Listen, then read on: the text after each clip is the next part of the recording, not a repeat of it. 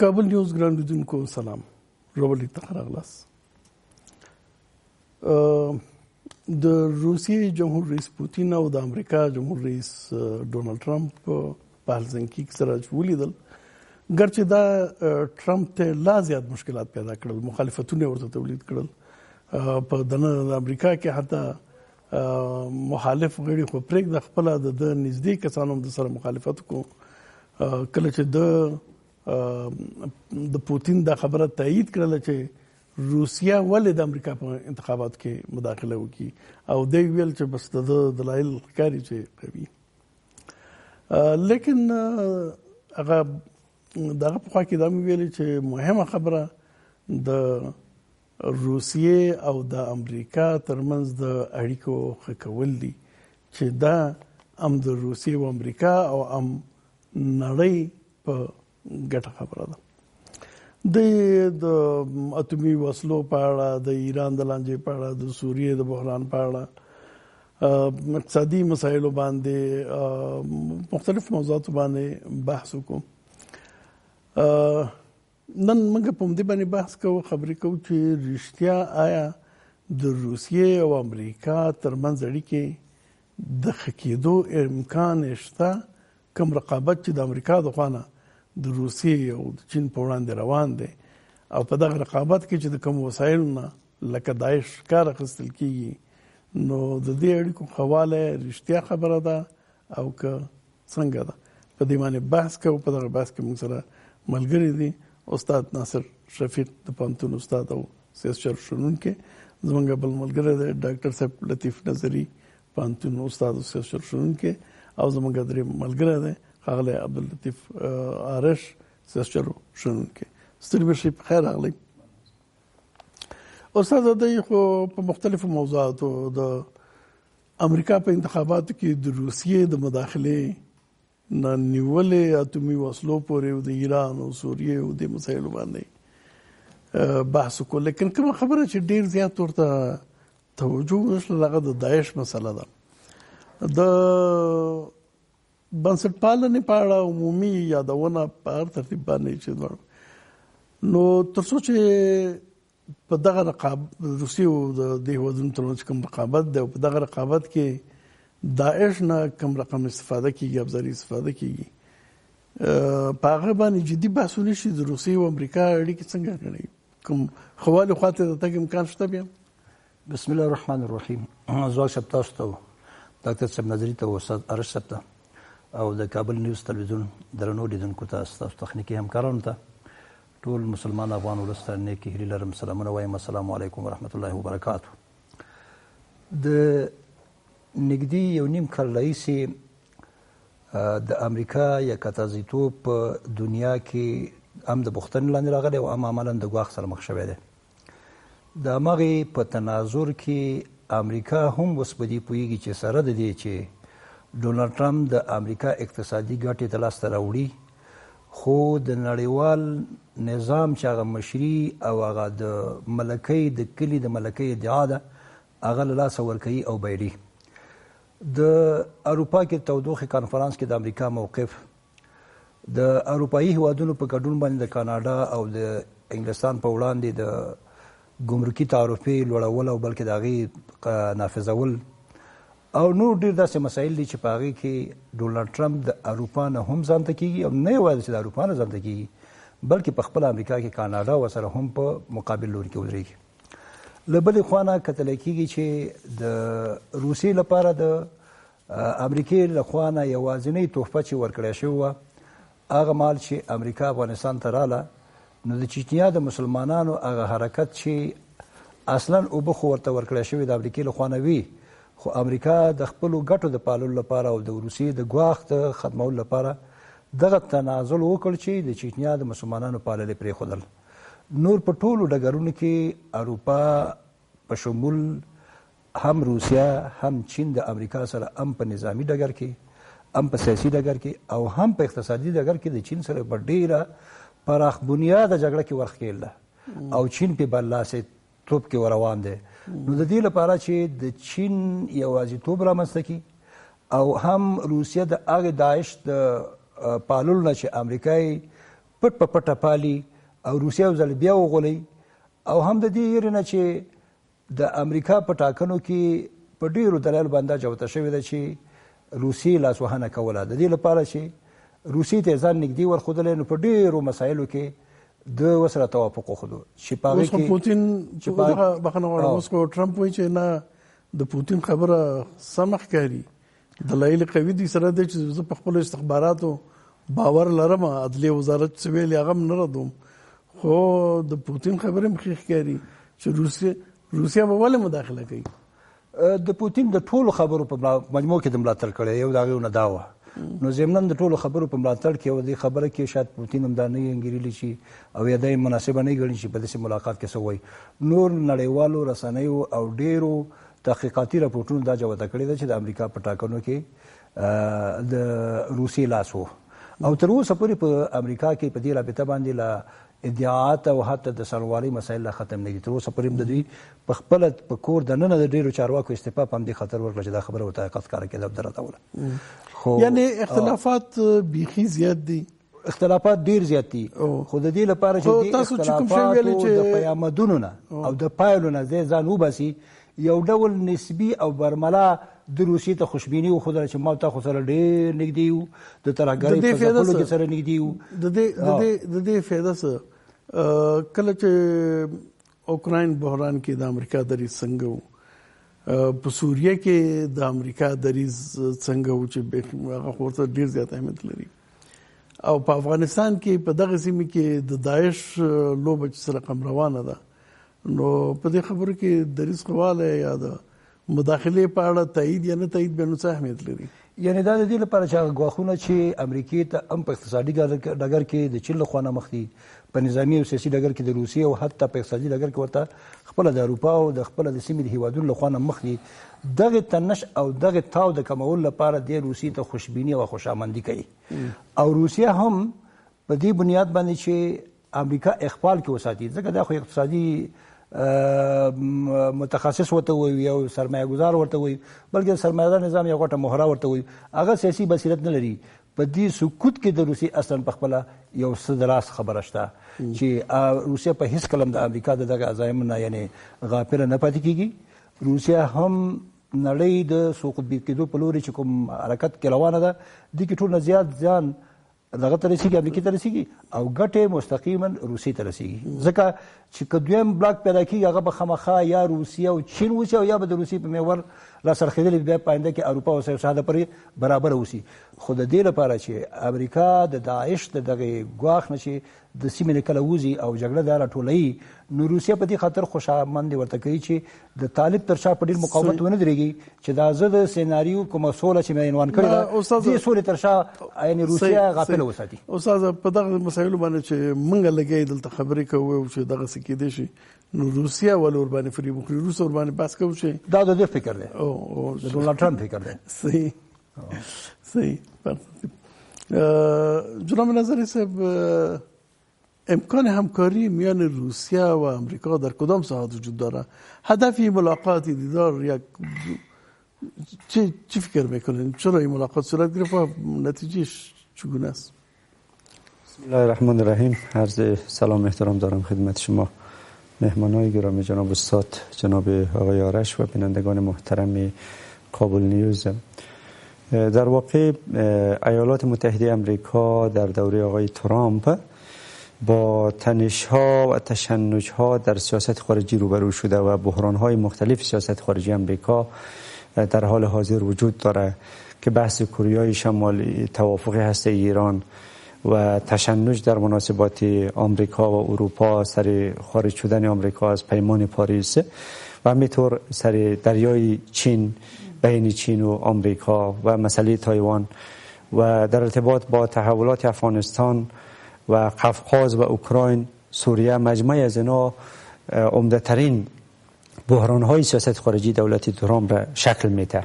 با توجه به این وضعیت است که آمریکا تلاش میکنه که اگر بتونه حداقل در روی صحنه یک نمایش‌های را با آقای پوتین در دستور کار خود قرار بده، منتها او هم واقف است و دنیا هم به این نکته کاملا وقوف داره که هیچگاه استراتژیست‌های آمریکایی روسیه را با یک ذهنیت دوست تلقی و تفسیر نخواهد کرد.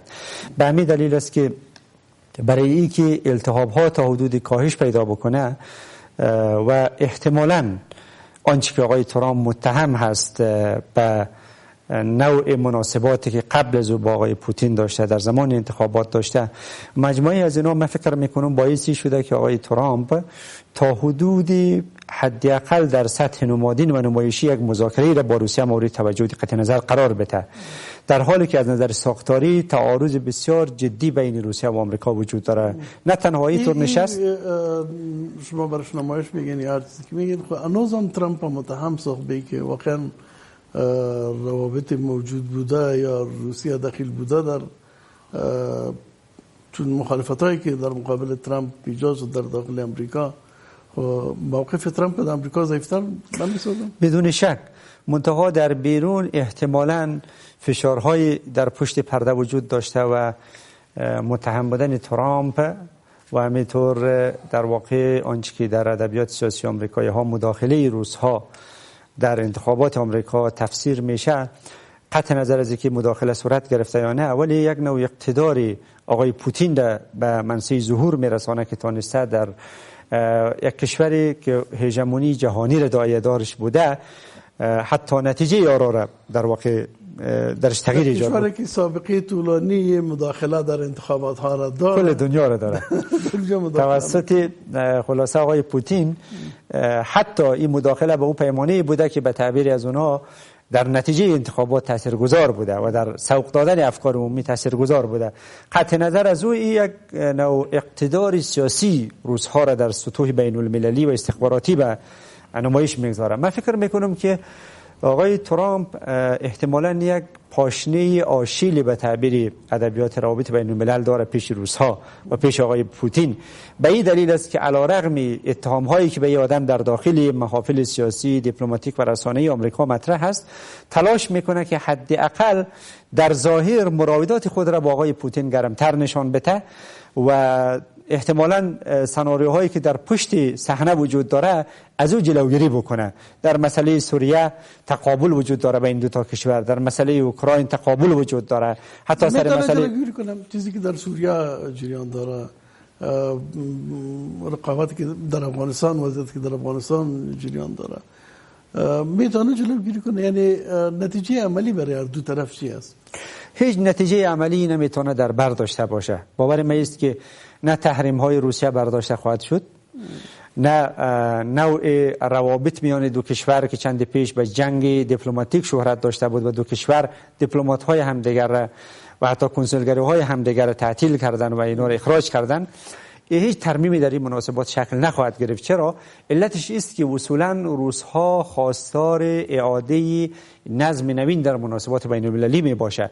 نظم تک قطبی، تک جانبه گرایی و هژمونیکی که توسط آمریکا دنیا را به بحران دچار کرده و تنش‌ها را افزایش داده، گروه‌های تروریستی را تقویت کرده، اینا از نظر روسیه همش تهدید برای نظم بین المللی محسوب میشه. همان گونه که مثلا از سوی سایر کشورها مثل چین و در سطح منطقه حتی سوی ایران تهدید ارزیابی میشه. بنابراین به همین دلیل است که امروزه در واقع داعش به عنوان یک پروژه از سوی کشورها تلقی میشه و تهدیدی برای امنیت ملی و منافع ملی از اونها، نوع حمایت یا تماس که با طالبان برقرار کرده از این زاویه میتونه قابل تفسیر باشه.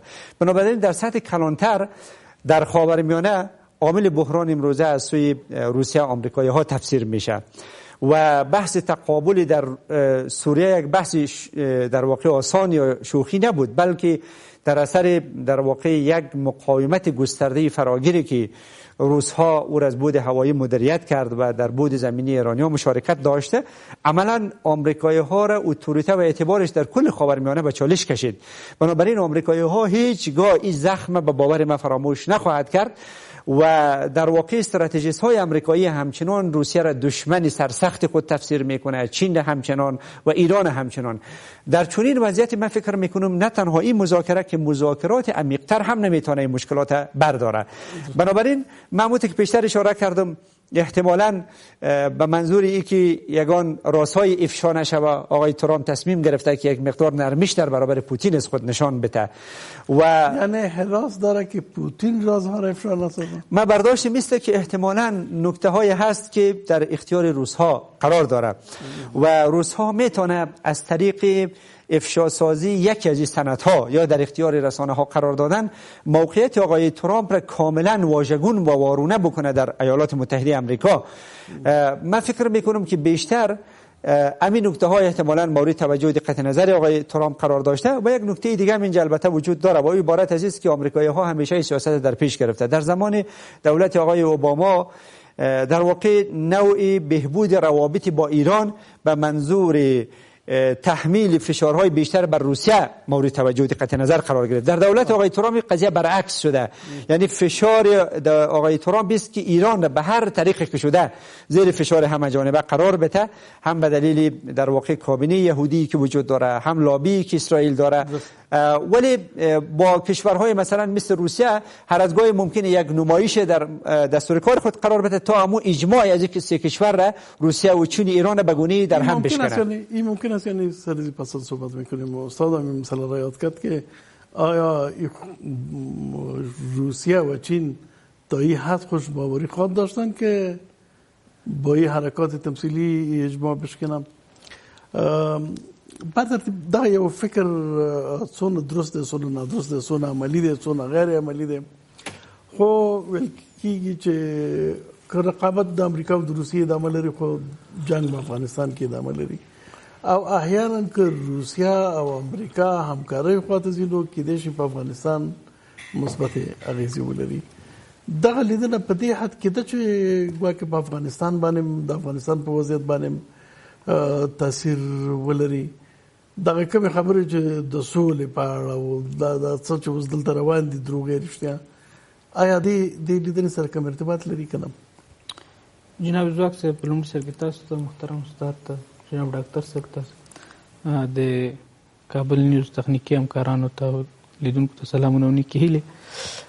که اجازه وي دا د روسانو او د امریکایانو د اړیکو تاریخ ته لنډه کتنه وشي تر څو دا روښانه شي چې دا اوسنی حالت د همکارۍ خواته روان ده که نه. ځواک صاحب په 1919 کې چې کله په شوروي کې یا روسیه کې انقلاب وشو نو په لومړي سر کې امریکایانو د 2 جنرالانو نه نظامی حمایت وکړو تر څو دغه انقلابي حکومت له منځه یوسي. هغه 2 جنرالان کلچاک او دینیکین نومېده چې سپین ګاردونو په نامه یادېده او سایبریا کې مقاومت کوو.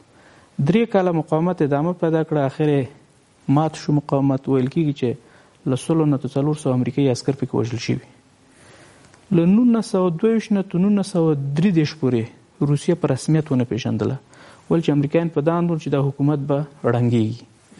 1933 نه بعد امریکایي تجاران ول چې روسیه ښه بازار ده نو د اقتصادي ګټو لپاره په رسمیت وپېژندله.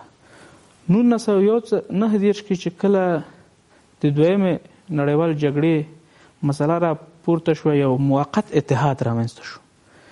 د جګړې په پای ته رسېدو سره دا اتحاد ړنګ شو ول چې په نړۍ تقریبا په 2 برخو ویشل شوه، یوه برخه د روسانو لاس کې یوه برخه هم د امریکایانو. سړه جګړه پیل شوه. جناب ځواک صاحب هغه وخت کې په روسیه کې ستالین حاکم او په امریکا کې مکارتي ویل چې دا جمله د خپل استعمال کړي چې سور وحشت را روان ده. حتی ویل چې د ما په د بهرنیو چارو وزارت کې کمونستان دي، یعنی دومره کمونیزم پیشرفت کړی. سړه جګړه پیل شو، د کوریا جګړه شو، وروسته د ویتنام جګړه شو. د ستالین د مرګ نه بعد او د نیکسون پر راتګ سره دا احتمالات پیدا شول چې ممکن دا تقابل څه کم شي. خود ریګن پر راتګ سره او د نوې جګړې په پیل سره دا رقابت نورم تشدید شو په ټولو برخه کې، خصوصا د اتمی وسلو په برخه کې. د افغانستان په جګړه کې د امریکایانو مستقیما مداخله د روسانو په ضد، ترڅو چې په هغه وخت خو دغه رقابت کې ډېر زیات شدید او قوي او امریکا او غرب ډېر یې درلودله ایډیالوژي و. زه غواړم د ترشم اوس خو هغه ایډیالوژي زه غواړم د ترشم همدا بحث د اصلا د پوهانو په ترمنځ چې د روسانو او د امریکایانو ترمنځ بحث ایډیولوژیک ده که جیوپولیټیک. کله چې په 1990 کې روسیه شوروي اتحاد ړنګ شو نو یلتسن همدا خبره مطرح کړه چې موږ او د امریکایانو ترمنځ جګړه ایډیولوژیکه وه، موږ د کمونیزم پلوي یو، هغې د کپیټالیزم. اوس چې کمونیزم ړنګ شوی ده هیڅ دلیل نشته چې غرب سره دښمني وشي. نو غرب ته د نږدې کېدو سیاست رامنځته شو، خصوصا د بهرنیو چارو وزیر لخوا چې هغه ته اتلانتیک ګرایي په نامه په نړیوالو اړیکو کې ویل کېږي. غربیانو په مجموع کې او امریکایانو په خاص ډول د روسانو دغه تمایل ته مثبت جواب ورنکړ، ویل چې روسیه که نن ضعیفه ده سبا قوي کېږي او دا د موږ دښمن ده. تر څو د یلتسن د تګ نه بعد د پوتین په راتګ سره دا سیاست تبدیل شو د اور آسیا ګرایي په چې د آسیا په پیرامون باندې باید کار وشي. تر څو چې د روسیې حالات سم شول په 2008 کې په مونشن کې یو کنفرانس و امنیتي، په لومړي ځل کې پوتین وویل چې نور موږ ته د امریکایانو د یک جانبه ګرایي د منلو وړ نه ده. دا نو هغه د خطر زنګ چې شروع شو چې رقابت به تودیږي. تر څو چې په 2012 کې د سوریې بحران رامنځته شو، څنګه چې ډاکټر صاحب ویلې د روسانو کلک درېدل او د امریکایانو ماته په یو ډول په لومړي سر کې امریکایانو یو خپله پروژه کې د ماته خوړلو په حالت کې دي. دا چې اوس موږ تاسې خبرې کوو د مقاومت هغه اخرین ښار درعا باندې ډېره خطرناکه جګړه روانه ده، ویل کېږي چې مخالفین یا تسلیمیږي یا ساحه خوشي کوي. نو اوس بحث دا ده چې هغه نظم چې د روسانو د ماتېدو نه بعد امریکایانو تعریف کړی و، هغه نظم د ځینو قدرتونو لپاره د منلو وړ نه ده، چې د هغه جملې نه یو چې د روسیه ده. دا نظم باید اصلي جګړه دا ده، بالکل اتومي وسلې عراق او ایران او نور د هغه د لوبې او د رقابت ډګرونه وسلې اصلي خبره رقابت د بالکل سقوطیتوب د نړیوال اړیکو د اصولو په رڼا کې وایي په نړۍ کې هغه وخت جګړه ډېره زیاته وي چې یو نړیوال نظم د ړنګېدو په حالت کې او بل نظم د ټینګېدو په حالت کې. د هغه د ړنګېدو او د ټینګېدو ترمنځ چې کومه فاصله ده جګړه زیاته ده. اوس همغه حالت راغلی. هغه هیژموني قدرت چې د امریکایانو و چې په نړۍ باندې خور او هیڅ حق نه درلوده، که د په سیاست کې کومه خبره کوله، که په اقتصاد کې کومه خبره کوله، که په فرهنګ کې کومه خبره کوله، دا باید په نړیواله سطح منل شوی و. دا خپله د خپل په دکتورینو کې لیکلي. اوس یې نه مني، روسان یې نه مني، چینیان یې مني. اوس باید یو نوی نظم اعلان شي. امریکایان ډارېږي چې دا اوسنی حالت باید له منځه لاړ نه شي. امریکا لا شکست نه دی منلی، بالکل. او دا نور د زبرځواکي نه مني. او د زبرځواکي یو تعریف دا ده چې مقابل لوری به د تا زبرځواکي ومني، که دې ونه منله نو د تا زبرځواکي نشته ده.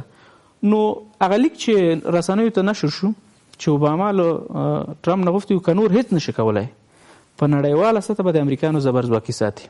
او که تاسې د استازي کتاب چې خلیلزاد لیکلی خصوصا په آخره برخه کې همدا بحث ده. حتی د په امریکایي ژبه لیکلی که نه، یعنی د امریکایي ذهن نه لیکلی. که چېرته امریکایي د اوسنی نظم له منځه لاړ شي نو نړۍ به د یو بحران او د کړکېچ خوا لاړ شي. امریکایان به د اوسنی نظم وساتي په هر ډول چې حتی ځینې توصیې کړي، مثلا ویلي چې که روسیه کې په لومړي ځل کې ډېر قوي اقدام شوی و، منطقه پرواز ممنوع شوی و او اسد له منځه تللی، اوس به د روسانو سره موږ دونه جګړه او ستونزه نه درلودله.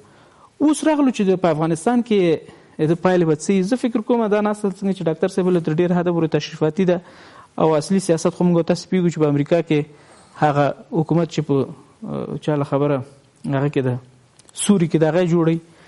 او د افغانستان حالات جناب ځواک صاحب ډېر بل خوا روان دي. مثلا تېره ورځ تاسې یو پیښه وشو چې رسنیو ورته ډېره توجه ونه کړه. د سرپل په سیاد ولسوالۍ کې د طالبانو ولسوال د داعش سره په جګړه کې وژل کېږي.